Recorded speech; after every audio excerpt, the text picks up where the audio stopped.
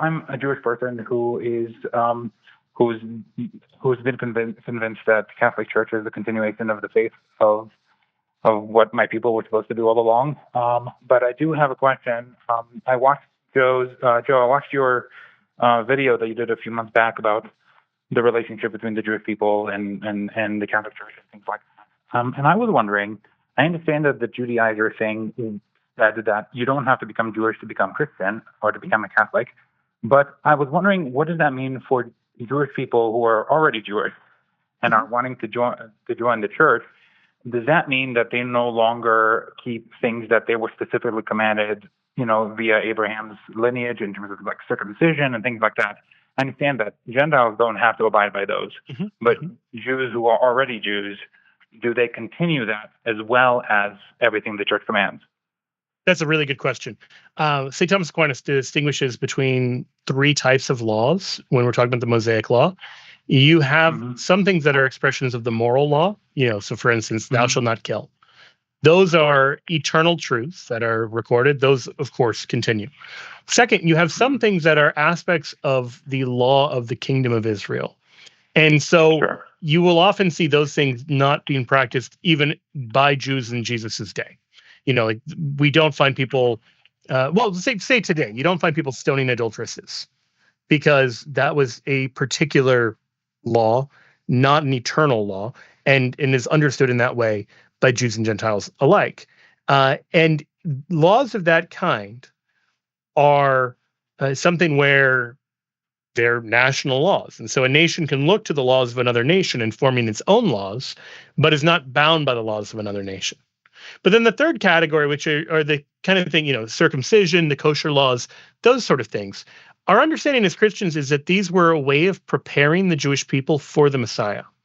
And so once the Messiah is there, they've been fulfilled. They weren't bad, they were good, but now they've been fulfilled. And so Jews and Gentiles alike are no longer bound by circumcision and the kosher laws or any of these things because they had an important role in salvation history. They weren't a mistake. God clearly intends them, but they were a way of preserving the Jewish people as a distinct people because they were the ones bearing divine revelation and ultimately bringing the Messiah into the world. But it was not meant to be just in perpetuity that you would have to keep kosher and circumcised and everything else.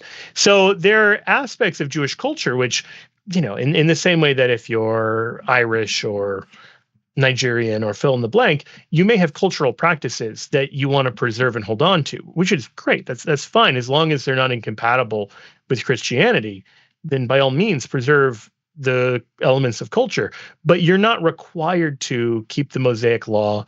You're not required, to circumcise. None of those things are necessary as as members of the new covenant, Jewish or Gentile alike. Yes, that's my question. I mean, I understand the whole Catholicism does not follow the whole dispensationalist attitude and things like that, and that's I understand that. And I also understand like Mosaic Law kind of being not superseded but fulfilled. But I thought that considering the one covenant that may be slightly different is the Abrahamic one. It's different than the covenant with Moses specifically. And I was wondering, that specifically, would that pass away as well? And because I do also remember reading that even once after Pentecost, many of the apostles and followers of our Lord, they went back to the temple, and not just to preach, but also to worship. Yeah, that's right. So I was wondering how that squares. Yeah, because the things happening in Jewish worship were all good and true. We would say that they were incomplete in the sense that Christ isn't being proclaimed as having come. But if you imagine, if you went into a Jewish temple liturgy 5 years before the birth of Jesus, all of the stuff happening there is what God's intending to have happen as long as the worship is being done properly. That's not going to be true of any other group's worship. That wouldn't be true of the pagans down the block. And so this is divinely revealed. And so even after the time of Christ, you do have this early Christian practice recorded in the book of Acts where they would go to pray in the temple, which is a place of common prayer. And then they would go to celebrate the breaking of the bread, the early mass, on the next day on Sunday. And so you have this practice of recognizing and preserving all of these things which are good. And so even though the temple's not standing, I think you'll find something somewhat consonant with that. So if you're familiar with what's called the Liturgy of the Hours, there is in Catholicism morning, midday, evening prayer, night prayer, and then what's called office of readings, which is spiritual readings. But it's very much centered around praying the Psalms at set times. And, historically, it's every 3 hours. But this is coming straight from Judaism and straight from the way worship and prayer would happen in the temple. And so even though we're not in Jerusalem, and even though the temple is not standing, elements of what the apostles would have been praying there at those set hours of the day are being preserved and continue to be prayed by Catholics today. So we want to preserve and embrace that. We don't want to just, throw out the Old Testament, say, and say, oh, that was then, this is now. No, it forms a really important part of our worship and our prayer because we have this recognition of it being fulfilled but not superseded. So in all of those things, like all of that is preserved. Nevertheless, specifically with circumcision, the physical act of circumcision has given way to baptism. And St. Paul makes this comparison pretty explicitly, that circumcision was a way of bringing you into the old covenant, and the way you're brought into the new covenant is through baptism. And so it serves as a kind of spiritual circumcision. And I think that way makes sense in terms of even the context of circumcision, like why circumcision existed in the beginning. So if you remember, God's promise to Abraham is that he'll become the father of many nations. And Abraham's getting older and older and doesn't have any children. And so finally, he and Sarah conspire to take matters into their own hands because they decide the problem is her because she's too old. And so Abraham has a child with Hagar.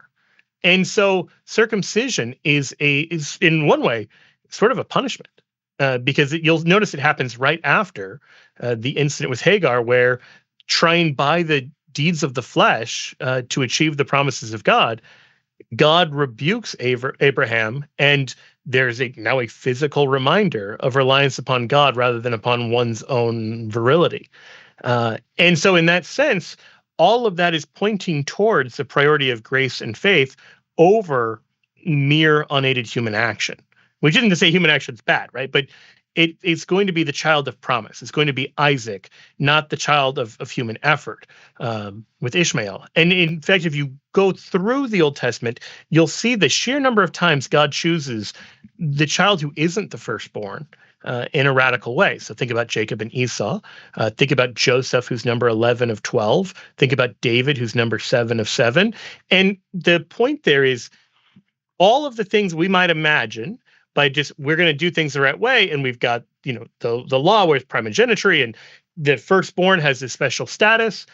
All of that has to give way to this divine action in grace. So God will choose who he chooses in the way that he's going to choose it, and we respond to that.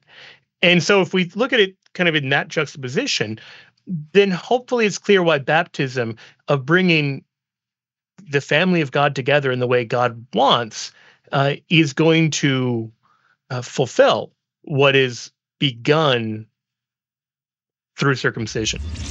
Hey, thanks for watching. If you like this Catholic Answer, be sure to like, subscribe, and check out our live streams Monday through Friday, 3 to 5 p.m. Pacific. Or find the episode after on YouTube, your favorite podcast platform, or our Catholic Answers app.